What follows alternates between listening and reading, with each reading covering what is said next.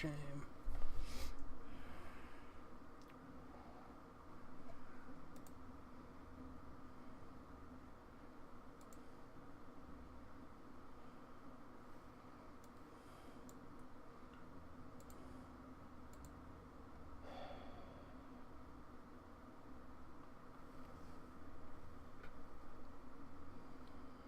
This broadcast is appropriate for all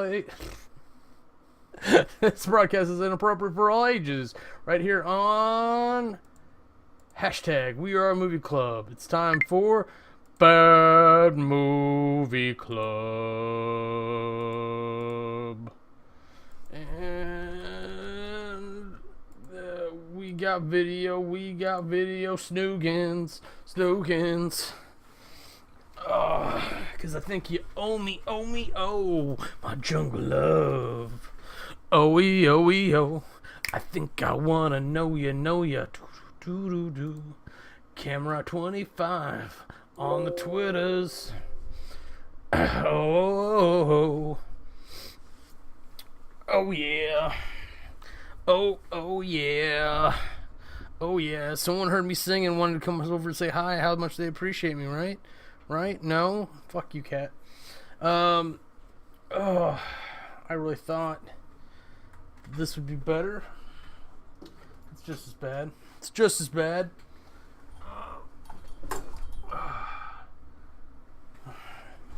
Is that better? Do you love me yet? Okay, so this is Bad Movie Club, where we get together and talk about bad movies that we've been watching, and normally how horrible they are, except for Kevin Smith movies, which are never going to be great movies, you say, but I don't know if we can really call them bad movies. Anyway, salutations. I am Cam Ryan. I am Conversation Ready, here to talk about Jay and Silent Bob Strike Back. I can do nothing about that. It is wonderful that they waited until I was doing this to do that, but I will do my best to talk over it. So the bloody hell. This movie, if you haven't watched the other 4 movies in the trilogy, or the saga, if you will, you may have a couple issues with it. You may not get all the jokes. You may not, you know how it is. It just, there's a lot of references to other things. And it's okay if you don't get the jokes. It's still a pretty entertaining movie, by all counts, even if you aren't aware of all the hidden gems. Like I was watching, a guy from France was in the room. I fed him a couple little tidbits about like Silent Bob, the big guy, is the director. So it's this gentleman here. Hey Kevin. Hey Kev. Give him Chris Rock a little pat there. There we go. He's the director, and he's actually the co-star in the movie. This is probably the biggest role he's ever had / given himself. Even though in Clerks, he's pretty prevalent. He's around in Mallrats, Dogma, Chasing Amy. So if that's kind of the Jay and Silent Bob saga, like that's how the fans tend to refer back to this. Sorry, I'm desperately looking at like how I can get the green out of my friggin' hair. You'd think by now I'd know how to chroma properly, but whatever. Let's just play with it. No? I think that's actually worse. So, we start the movie with Jay and Silent Bob. There we go. It's different when you have hair. So we start with Jay and Silent Bob kind of being in their world of the Quick Stop and RST video. You'll recognize from Clerks that like that's where they hang out. That's where they peddle their wares because they're drug dealers. So it's kind of an odd thing to get behind as them being heroes per se, because they're not heroes. They're definitely protagonists. They're definitely the characters that we follow through the story. Especially in this one, whereas they've been side characters up to the pants. And I mean, and this movie was made to kind of like put an exclamation mark on it. It's like, oh, wasn't it a funny joke? Bang. That's my ears. years. That's all right. I gotta get over it. So, funny enough, we open on Baby J, who is actually Harley, his daughter, in a stroller. I don't remember who they got for Baby J, but a fun little bit with like Jay's mom like screaming at some dude because he's like, "Oh, who's watching these babies?" And she's like, "Oh, the fat one's watching the skinny one," which is a great metaphor for Jay and Silent Bob as adults, which I really like that they included that. He's like, and then she's yelling at her kid like, yelling may be a strong word, but it's like, "Do you believe that fucking guy telling me how to fucking raise you?" And then I don't know what it is about little kids cursing. Sometimes it's just funny. It's Jay trying to get out of the stroller, and it's fuck. And it fast forwards. It does this great little gradient into the modern day where Jay's like, fuck, drinking beers, smoking fat, etc., etc., etc. So he's being basically a walking, talking cartoon. And he's palling around and we've got background noise, so like we're hearing a lot more effect to it. But he's like singing Jungle Love. And these kids like hit him up for a dime bag or whatever the hell the term is. It's like $15, little man. Put that shit in my hand. If that money doesn't show, then you owe me. So he's fucking, or they're screaming and whatever. So Randall gets in their face a little bit, and then he gets back in Randall's face a little bit, and then they tell the kids that like. Sorry, I'll be laughing this whole time because this movie's fucking hilarious to me. Randall and Dante are married, and they had a stormtrooper wedding or whatever. So, Randall calls the cops on him, which gets Jay and Silent Bob arrested, and then a restraining order from Randall, which I thought was funny. And on top of everything, they're trying to play innocent and be like, these wipes are for my ass. He moons the cop, trying to show him fucking steak nuggets. So the cops pull up your pants, and he farts, and that's a play-by-play of the first scene. That sets the tone for what this entire movie is, and that's kind of the Jason Mewes humor. And I don't give a shit what anyone thinks. Jason Mewes is a national treasure, or at least a View Askew treasure. I want to see him in more things. I really would like to see him. You okay? You okay?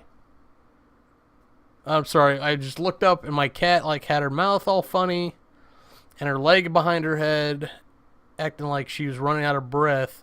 What is wrong? Is your butt smell that bad? Yeah, wash your leg for a minute. But she was acting like she was having trouble breathing, she's not fat either. She's a skinny little thing.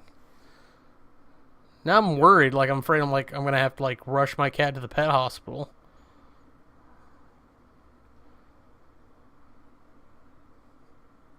Okay, we're going to move on.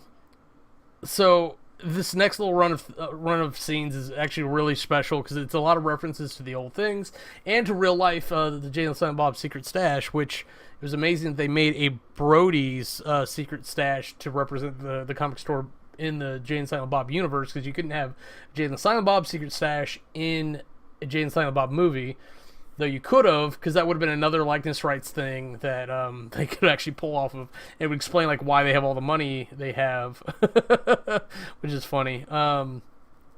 But they go to Brody's Secret Stash. Brody tells them, from Mallrats, tells them about the Blunt Man Chronic movie, makes a stink palm reference, and tells them to go to Holden McNeil and get their motherfucking movie check. Potzer's Inc., which I think is fucking a hilarious name for a company, is Holden McNeil's studio for whatever the fuck he does. I'm assuming he's still sketching for comics and whatnot, but he turns out he's released his half of, or not released, but he sold his half to Banky years ago, so he doesn't get a motherfucking movie check either. Ooh, excuse me. And then he teaches Jay and Silent Bob about the internet. And it's the delivery on this entire lesson is fucking spot on. It's kind of like the internet is a place where people can get together anonymously and bitch about movies. Shit like that. So like they decide they're gonna go to Hollywood despite Holden telling them not to do this. Go to Hollywood and stop the motherfucking movie from getting made. And trash it all or whatever. So they try to hop a bus. They don't understand that you have to pay for a bus ticket. That's how hapless these two are. So that's why this movie is so funny, because they're fucking retarded basically. It's so funny that these two have to be the heroes. Like they are the ones that help save the world in Dogma. So instead of like taking a train or whatever, like they did in the last movie, they take they start hitchhiking. Maybe it's because they're last minute and they think they're on such a time restraint or whatever. But it's hilarious. I mean, we're into Hitchhiking George Carlin, which has the most hilarious direction that I've ever known about. So they start having this discussion about the unwritten book of the road, where hitchhikers are expected to give head for rides. It's why people pick them up, etc., etc. And George Carlin has this great moment where he goes to give the trucker head because it's in the script, not because it's something he fancied. And Gavin had to direct George Carlin. Like, no, I need your mouth wider. So instead of just, it was,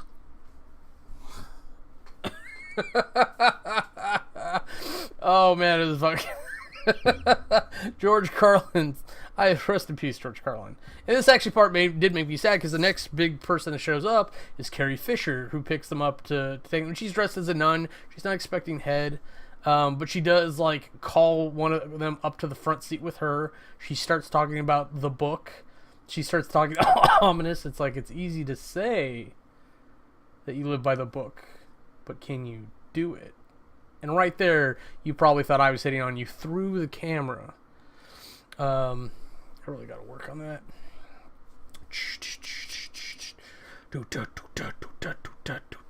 Sorry. I get to have fun sometimes. And then they meet like a live action Mystery Machine. Where's this fucking movie? Where is hell, it doesn't even have to be a real Scooby-Doo movie. Do a whole movie of those guys and have Jane and Silent Bob like run into him again. That would be fucking hilarious. Like, I want the dumbest shit Daphne. I want the proactive lesbian Thelma. I want the snarky Shaggy. It seemed like Fred was actually the together character out of everything. It was really interesting. Let's see. So after that, they go to a movies where they run into Shannon Elizabeth, and like, I get that she's popular. She did the American Pie movie where she had her top off. That's great and all, especially back then because we didn't really have the internet yet. Like, it was coming. It, like, as you know today, like, it was coming, but like, we didn't have it like we do now. I get it, but like, Elijah Dushku was kind of like my favorite there. Ellie Larder's just not my thing. I got a little bit more than Shannon Elizabeth for whatever reason, but like, just like for her to like come in and like, it's the super fantasy thing. I didn't get it when Jennifer Love Hewitt did it either, so don't go saying whatever. The slow motion walkthrough is a very particular thing, so it can't hardly wait jokes. I look at it a little bit harder for whatever reason, because it's like, I just don't get it. And that's me. But but Jay goes overboard with it because that's his character to do whatever. So he gets the massive fake heart on, and then one of the funniest jokes I'd seen for a long time up to this point was Bob puts a cup on it, and it was something like, "Oh my God, do you get free refills with that?" Like, that she actually would want refills, let alone a single serving.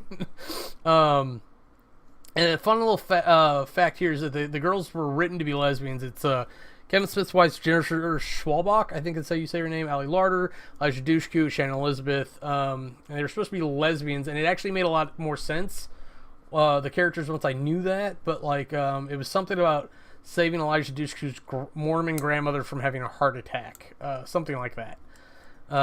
So, like, Kevin's a nice guy. He wrote around it. He actually did, I mean, he still did well. It didn't, I don't think it hurt the movie. It just makes a little bit more sense.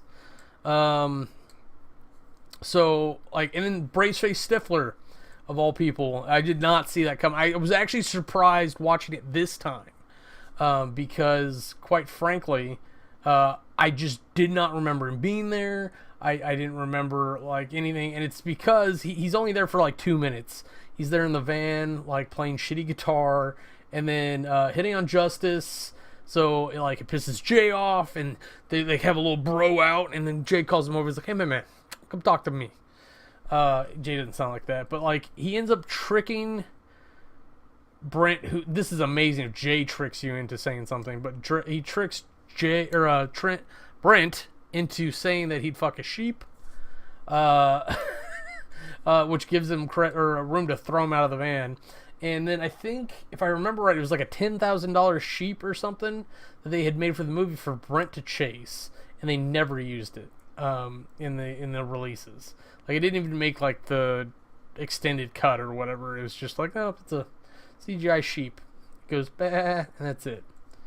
But of course, because they threw out Brent, they need to replace him, or they need James Silent Bob to replace him as a patsy. But easily, because Jay's in love with Justice, exactly as Elijah Dushku's character, Sissy or whatever, Chrissy, Missy, I don't know, whatever,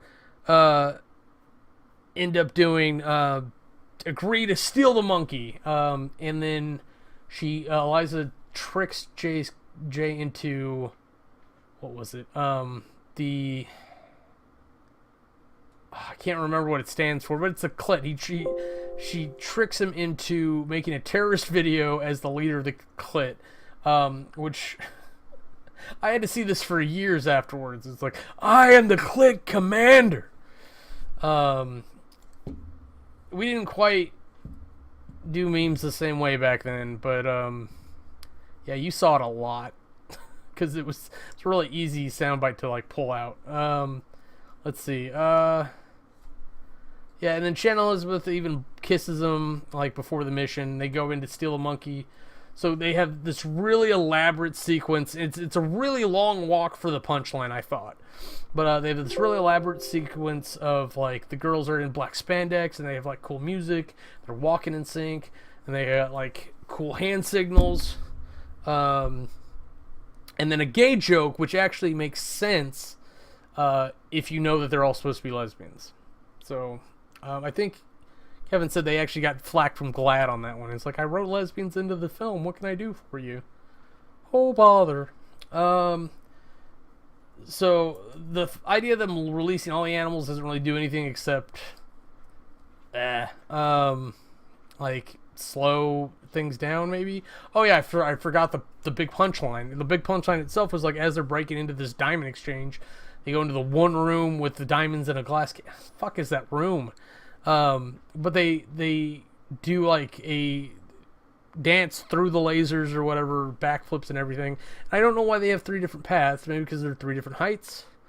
But Ali Larter's character, I was really amazed. I forgot that it was going to happen too. Is they do, like, she does a wall run that turns into wall flips.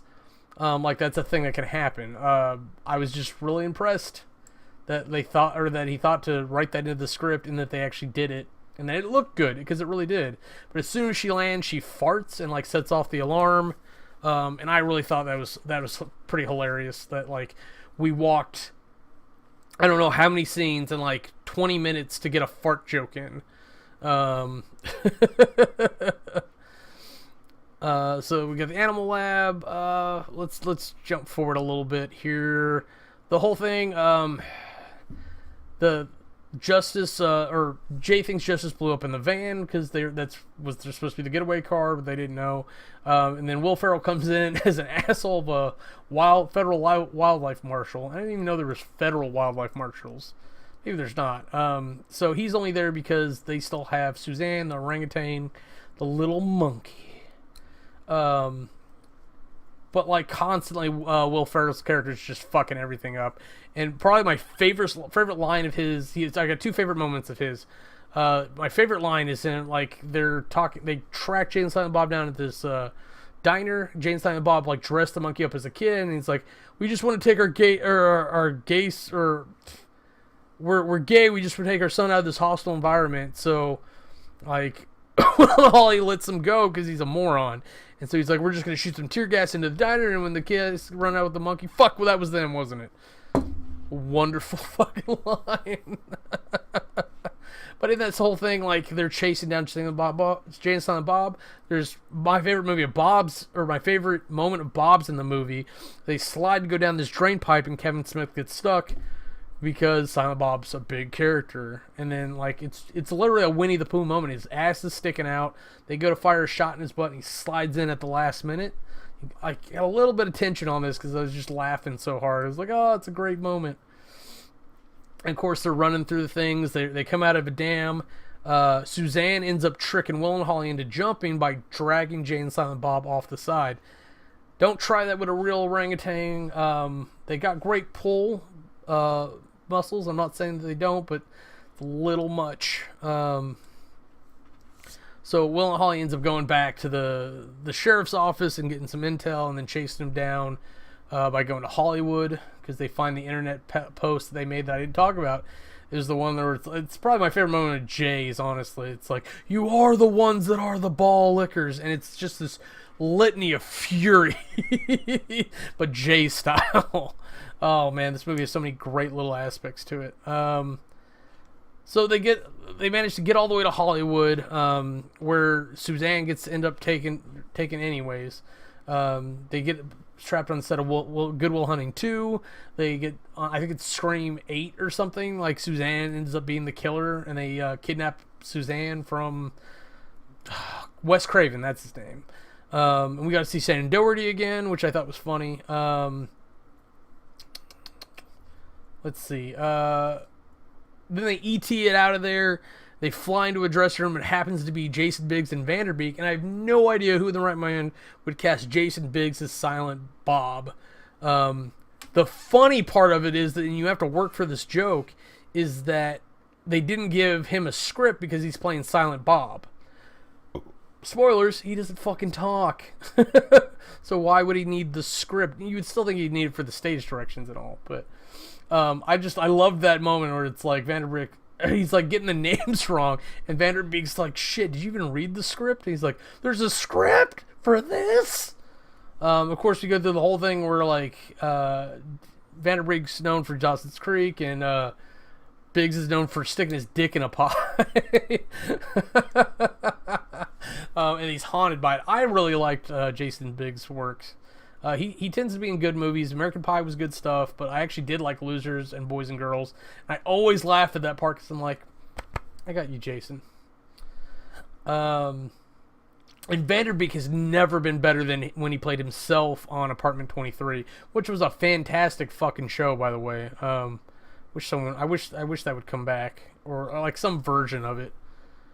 It was a great concept. It was really a Odd Couple is what it was, in just a very particular situation. And it was just kind of like a piling of calamities. Let's see. Okay, so nope. Skipped that part. I want to get past some of this. Like, I skipped the drug dealer part with the cards and everything, because whatever.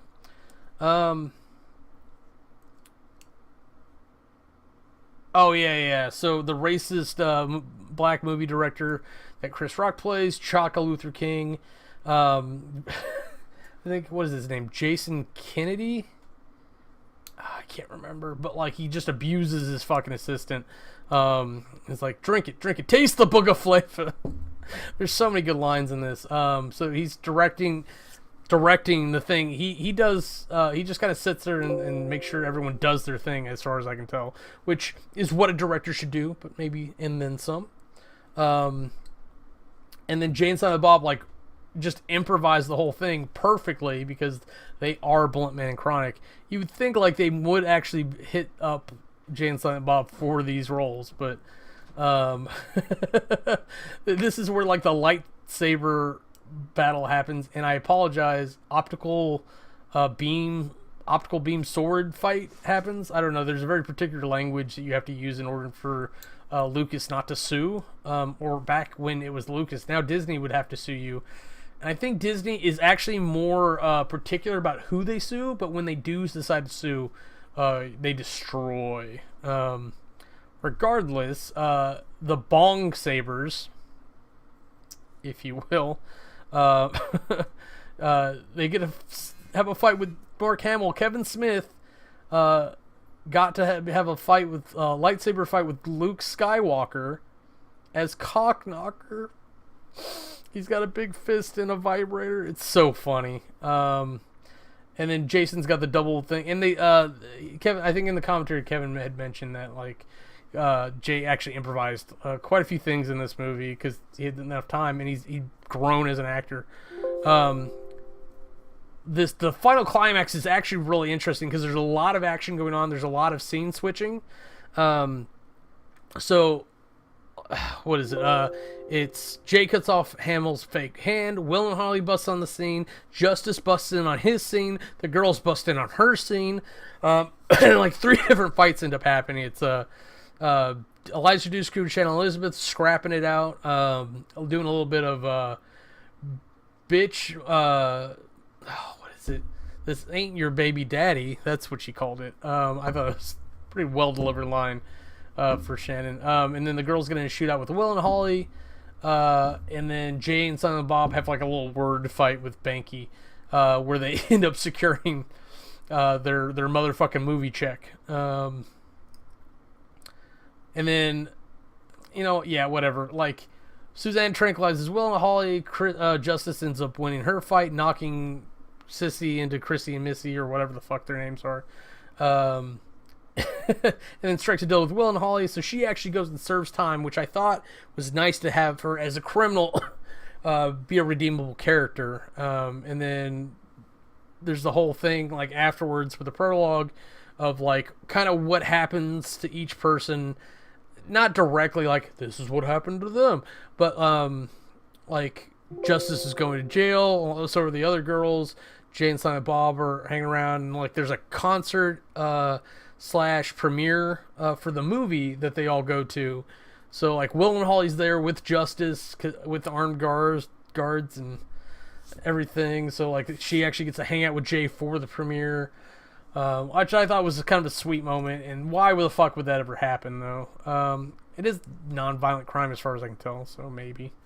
I don't know what happened to Suzanne, if I remember right. Other than, like, it was nice to see that she did come back after Mallrats, I think. Yeah, that's right. So the timeline's a little wonky. Oh, Jesus. Just ruining everything. It's a fun, stupid movie when it comes down to it. It's full of dick and fart jokes. It's got great humor and music, and it's just really well done, too. If you watch all 5 movies, you can definitely see the growth that Kevin came in as a filmmaker. So really big for that. What was I going to say? It's just a good time, and it definitely sets up for Clerks 2, whether it knew it did or not.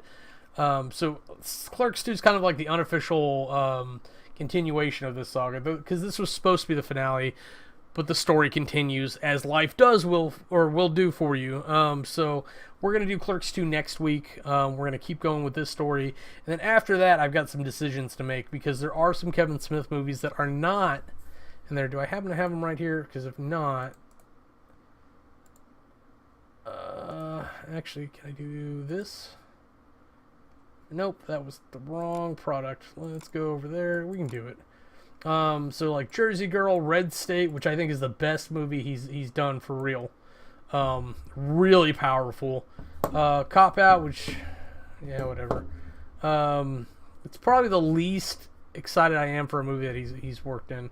And we got Vulgar and Tusk and Yoga Hosers, which I kind of want to do last in all this series on the off chance that Moose Jaw suddenly releases. 'Cause I think, let's see, 1, 2, 3, 4, 5, 6, 7. So 7 weeks from now, almost 2 months from now, he's got to do it, and I just don't think it's going to happen. I'm not saying he won't film it by then, but he's got to look out for his health and everything and whatnot. So that's what it is. So good luck, Kevin Smith. Thanks for the money, or not the money, the funny. But I think that pretty much wraps us up. Can't wait to see you next time. Come watch with us on either Friday or Sunday. Rabbit/Camera. Events are out there in the groups for the different movie clubs. Until you see me next time, I am Camerai. Thanks for watching. This has been a little bit of #WeAreMovieClub. Bad Movie Club. Want to see anything else we're up to, go ahead and click the annotations and they'll take you to our other channels. Thanks for watching.